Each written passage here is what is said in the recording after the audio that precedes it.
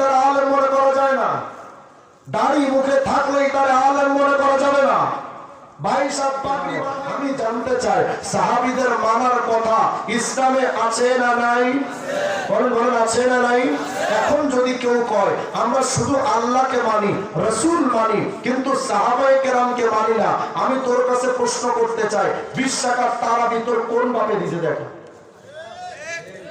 যদি সাহাবীদের তুই না মানিস, যদি জয়ীফ হাদিস তুই না মানিস, আমাকে দেখা 20 টাকার তারাবি তোর কোন বাপ তোর শিখানো, তোমার প্রমাণ দেখা পারবি না। তাহলে সাহাবায়ে কেরামের ব্যাপারে এমন অনেক আমল আছে যেটা সাহাবায়ে কেরাম থেকে সুন্নাত শিখে নিতে হয়। যেমন নবী আলাইহিস সালাম 11টা বিয়ে করেছেন। যদি বলেন আমি নবী মানি, আল্লাহ মানি, এই দুটোই মানি, তাহলে তোমার তো 11টা বিয়ে করা দরকার। কথা বলে না?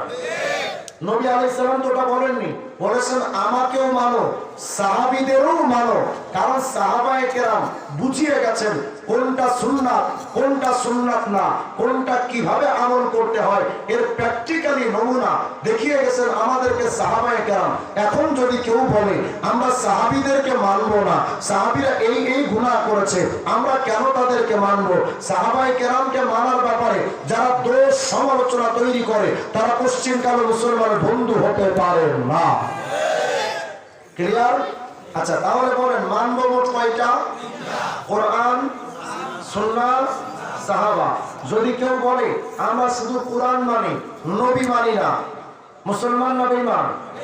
এই যে আমার কাছে একটা বই দেখেন, বইটার নাম প্রচলিত প্রকৃত ইসলাম একটি পর্যালোচনা। লেখক আবু সাইদ খান, তিনি একজন আহলে কোরআনের সদস্য। নাম দিয়েছে ওরা আহলে কোরআন। হারি বাপরে বাপ, মানে কোরআন মানি। তার মানে ওরা বুঝাতে চায় আমরা শুধুমাত্র কোরআন মানি, নবীও মানি না, হাদিসও মানি না, সাহাবীও মানি না। বলেন ওরা মুসলমান না বেঈমান? দলিল কি?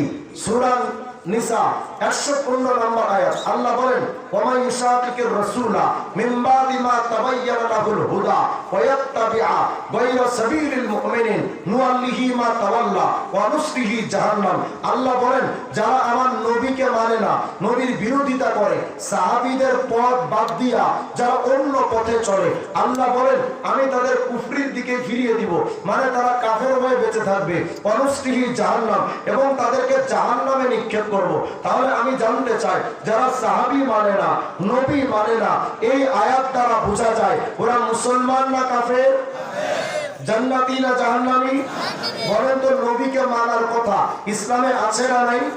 দেখেন এই বইটা 12 নম্বর পৃষ্ঠার মধ্যে আহলে কোরআনদের দাবি হলো নবীকে মানার কথা ইসলাম ধর্মে নেই। আসতে পারে না?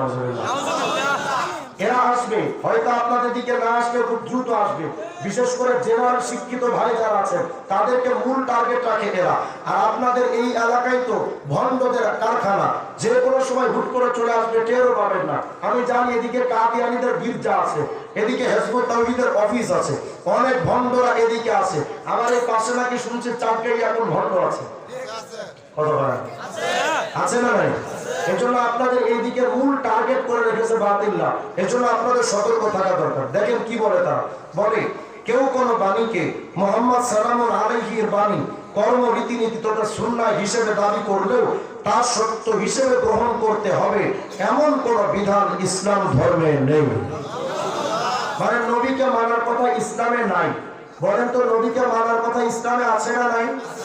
কত দলিল লাগবে? সূরা হাশরের 7 নম্বর আয়াত, ওয়া মা আতাকুমুর রাসূলু ফাখুযুহু ওয়া মা নাহাকুম আনহু ফান্তাহু। আল্লাহ বলেন আমার রাসূলের আদেশ মানো, নবীর নিষেধগুলো থেকে বিরত থাকো। সূরা আলে ইমরানের 31 নম্বর আয়াত, কুল ইন কুনতুম তুহিব্বুনাল্লাহ ফাত্তাবিউনি ইউহিব্বুকুমুল্লাহ ওয়া ইয়াগফির লাকুম যুনুবাকুম। আল্লাহ বলেন যদি আমি আল্লাহ মহব্বত পেতে চাও, ক্ষমা পেতে চাও, আমার নবীর সুন্নাহ মানো।